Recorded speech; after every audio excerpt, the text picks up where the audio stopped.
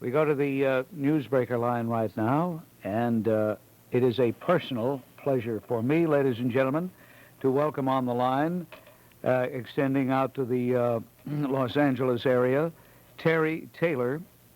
I don't know Terry Taylor. I've never met him, but he is the son of one of my all-time screen favorites, the legendary actor Robert Taylor. And we are talking to Terry because I'm sure he's got to be outraged at Lorimar Studios in Hollywood for removing his father's name from its office building. And, I can just imagine if I'm outraged and I'm not related to Robert Taylor, I can imagine how you must feel. You're right. You're right, Bob. What is the stated reason your father's name was removed from that building? And by the way, ladies and gentlemen, that building was part of the MGM lot, and Lorimar took it over only recently, right? That's right. I'm not quite sure how recently it was taken over.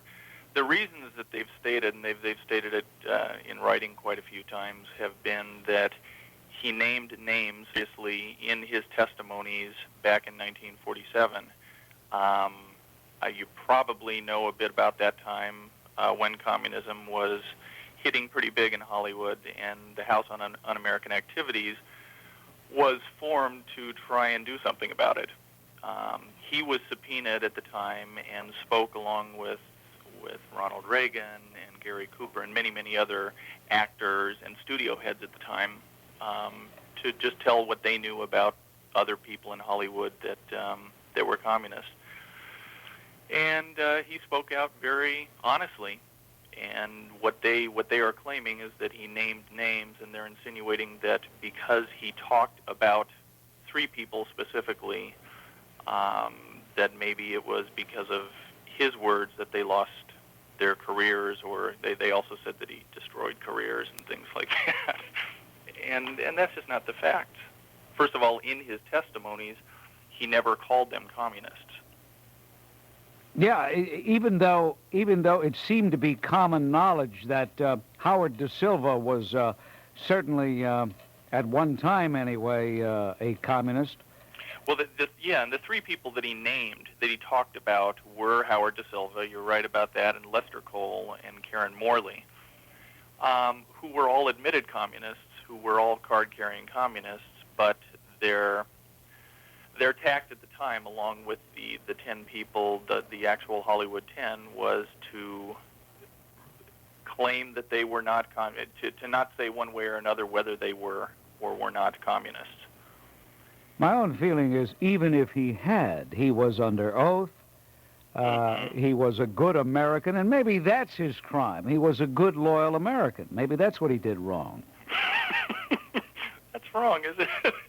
But here you mentioned that he testified along with Ronald Reagan, and who was the president of the Screen Actors Guild at the time. Who was president of the Screen Actors Guild at the time, who went on to be president of the United States, serving 2 full terms, and yet one of his good friends, I think he was a good friend of your dad's, wasn't he?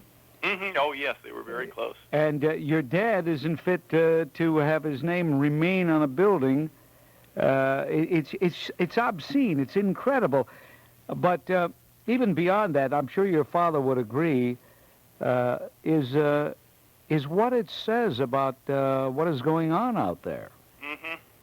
I wish more than anything that he were alive. He passed away 22 years ago, but I wish more than anything that right now he could speak for himself, because I was about 7 years away from being born when this whole deal happened back in 1947. And I'm sure that if he were alive right now, he wouldn't feel that it would be an honor to have his name on a building where 50 people petitioned to have it taken off. His name wouldn't be on the building anyway if he were around. Well, of course, I never met him, but I know many people who did, and they say your father, although he was a famous actor, was a self-effacing person. He wasn't given to ego, and he was a rather off the screen. He was on the shy side. Is that true? On the shy side, I would say definitely. I was 13 when he passed away, but what I did know of him, and what I've since learned even more about him just by talking with people that he's worked with, and people who may have owned stores that he came in to and while he was still alive, was that he was everybody's friend. From the grips that he worked with at the studios to the guy that owns the butcher shop, everybody liked him. Everybody liked working with him. He was not a rabble-rouser, that's for sure, but when it came to speaking out against something that he fervently believed in, he did it, as did many other people at the time. How ironic. De Silva went on to play Benjamin Franklin in 1776. He was lauded, and yet he was a card-carrying communist, and the man who alluded to him as, I believe the quote, the actual quote, and you would know this, your father in 1947 said of De Silva Morley, I don't know whether they're communists or not. Mm-hmm. Mr. Cole is reputedly a communist. I wouldn't know personally. He was bending over backward. He was bending over backward. Yep.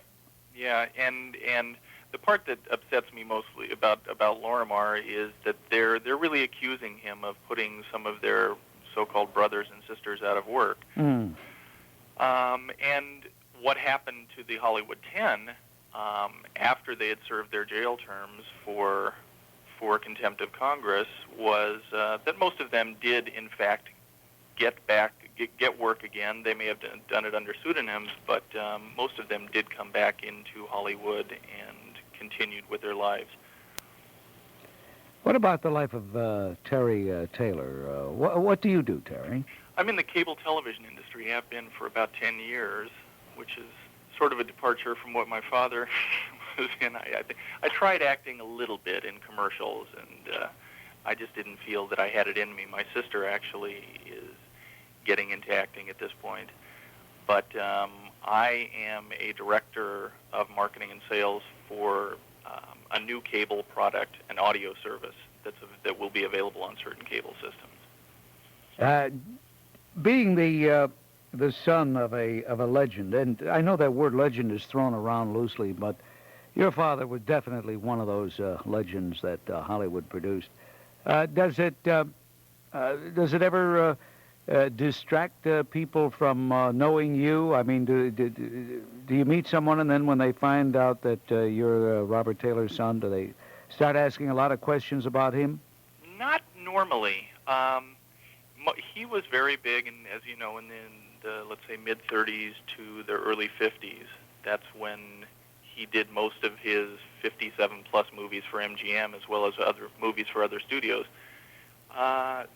In my dealings, I'm 34, and most people that I deal with are, let's say, 10 years younger than I am or 10 years older, and everybody recognizes him if they've seen his picture. You know, you say you're in the cable television business. Thanks to cable television, a lot of his motion pictures are shown, at least around here. I mean, I often wonder how difficult it was for him to draw that gun left-handed when he played Billy the Kid. Well, it sounds like you knew him well. I don't know if you ever met him personally. No, everything that you've said about him is absolutely true. Mm. You know, and it's a shame to posthumously dishonor. Lorimar also says that they were looking for an excuse to honor George Cukor, whose name is now on the building. Yeah. And the irony there is a few years before George had passed away in '83, he made a reference to my father and said that that my father was his favorite actor. He was a gentleman, and that's very rare in Hollywood. Well, I never heard a negative thing about your father from anybody, leading ladies who played opposite him, character actors who played supporting roles. Nobody ever had a bad word to say about him, and it doesn't make any difference if his name's on that building or not. We know what a great person he truly was. Well, thank you. Thank you, Thank Terry. you. No problem. Okay, bye. Bye-bye. On WABC, ladies and gentlemen, Terry Taylor, the son of the late Robert Taylor. And, look, Robert Taylor was a Hollywood patriot. He spoke out against a significant communist threat in the movie industry at that time. But now, all those left-wingers who are in Hollywood more than ever. They may not be card-carrying communists, but ideologically, they are as far to the left as they would have been if Joe Stalin were still around. And the sad thing is, they are in control. Jerome, this is Bob Grant. Hello. Yeah, Bob? Yes. Bob, look, I listen to you every day, which doesn't really make that big a difference. But I want to tell you something. I respect your opinion. I respect other people's opinion. But I think you're trying to take us back to the 40s where you're rabble-rousing with your witch hunt. You're talking just like they did in the 40s and the 50s. And I don't think it's very nice.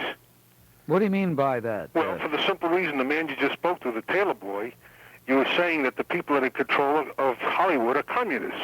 No, that isn't what I said. For a fact, I beg your pardon. Wait a minute, I beg your pardon. What? I said they may not be card-carrying communists. Yeah. People don't join the Communist Party anymore. Right. But their ideology is just as far to the left. Okay, but... And I stand by that statement. But what else did you say? They are in control. Unfortunately... That's what do you mean by that? Well, What do you mean by that, sir? very simple, pal. Yeah. Very simple. They changed the name of the building. Mm-hmm. Only if they were in control could they change the name of the building. Maybe that's a particular person, not they. Maybe that's a particular I don't know why. individual. I don't know why you are feeling so threatened by I don't this. feel threatened. I don't know why you take. I don't know why. I don't know why. You talk that way. Hey, to look, everybody. pal. I stand You by. don't, excuse me, You excuse me. Everybody. You excuse me. You left-wing fink. You You. are a stinking rat. Okay. Let me talk now? Make you feel better. No, I'm a I don't stinking have rat. a right for I'm a being that stinking way. rat because Look, Mr. I'm a Man, stinking. good for the goose is good for the gander. You speak that way to people. I don't normally speak that way. Oh my! Ordinarily, you lie and tell people lies. Do you know that? What did I say that was a lie? Ordinarily, I don't speak what- that what- way. what do Oh, I- what am I You impressed? make statements- Everybody's impressed because with you're this on the guy. radio, Ordinarily, doesn't I don't make you speak that right, way. sir. It's only Sir, because I'm talking to you do that I a lot speak of that talking way. and a lot of blowing of steam because people think who you are on the radio doesn't make you right. You are not necessarily right. And you're conducting yourself in a poor manner for a man who's in your responsible job. I must tell you that.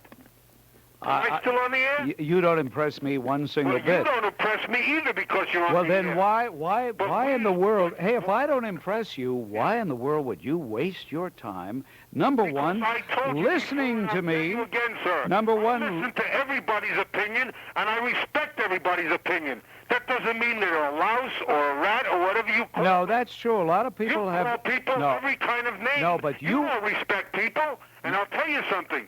The same as they took that other thing off the air. What's her name again? Oh, that don't- woman. oh, they you- should take you off Are the you air threatening- also. you- You're well, in her category. You're from one extreme to the other, my friend. You are one extreme Now, to the now I'm really nervous because Jerome has really got me all shook up. Well, you don't. I've only been on the radio for a long time. Don't compare me. Perhaps your days are numbered. Well, Everybody- want to know every something, dog pal? has his days, Hey, my listen. friend. Let me tell you this Hey, go ahead. very simply. If you feel threatened by me, then that tells me that there's something terribly wrong with you. And you know what, Jerome? If you feel threatened by me, then maybe there's something wrong Well, with you. I don't feel threatened by you. Well, No, I don't evidently, feel. when you're talking, I don't feel. evidently, George, well, you want to know something? I just hung up on you, George. But I did so in such a way so that you can hear me. Because you are a rude, crude, little two-bit, insignificant skunk. And if I ever meet you, please identify yourself. Say, I'm Jerome. I'm that Capone Jerome. So I can punch your dumb nose down your even dumber throat. Now get off my phone. Hello, Joe. Hello. Yes. This is Bob. Yes. Bob. Yes. Boy, you got some beauties on there today. Well, these Like are... that last idiot. Yeah, well... Where'd they pick him up? Where'd they pick him up? Probably at some meeting with an Earl Browder photo, William Z. Foster, and a bunch of other communist skunks. That guy was a communist if there ever was one. Yes, sir. Sure was. I want to get back to the Parkway caper there, Bob. Yes. Is there any possible way that the people in this state can get rid of that bunch of bandits that run that parkway? Is this can this new governor do anything about these jerks? Well, get rid of them? he can, but he doesn't want to. Jimmy He don't Florio wanna? is not going to do a thing about Zalaki and the rest of those thugs. Boy, there's a bunch of bandits if ever there was one. The only guy who really went way out and said he was going to get rid of the Tollway Commission was Jerry Cardinale. Yeah, I know. I voted for him, but just not enough of us, Bob. You know, they're worried more about this automobile insurance, and the people who ride the parkway every day, it costs them a fortune over the course of a year to run that parkway every day, and nobody seems to be worried about it. I appreciate the call. Thank you, Joe. Thank you, Bob. Joan, hello. Hello, Bob. I'm calling about that time of history when Robert Taylor was fighting the communists. Yeah, you know, that really got me corked off. Here was a fine American. Yep. Who didn't hurt a fly. Nope. And they jump all over me because I'm defending his reputation. Oh, I remember those days. I was young, but I came from a family who was very politically aware of things, and we talked a lot at the dinner table and so on. Mm-hmm. And I do recall all of them: Ronald Reagan, Gary Cooper, Robert Taylor. Don't forget Jack Warner. Oh, very many of them. Jack Warner was great in those hearings. Very many of them. Yeah. But you know, the big stars. Adolph Manjou, one of my heroes. I'm just going to bring him up because he wasn't a major star. He was a great character actor. He and Eddie Bracken. There was a number of the smaller stars that really were backlisted from the left. After everything quieted down, they couldn't get jobs in communist Hollywood anymore because of what they stood for at the time. Things were hot. And the big stars like John Wayne and so on could, because the... Well, I don't know about that. I don't know if Manjou could get jobs. I hadn't heard that. Yeah. I had heard that Manjou did suffer the consequences from a social level. But Adolph Manjou was not only a great American, he was a superb actor. Excellent, and a great dresser. And I just wanted to bring those people up, like him and Eddie Bracken. Okay, I thank you for the call.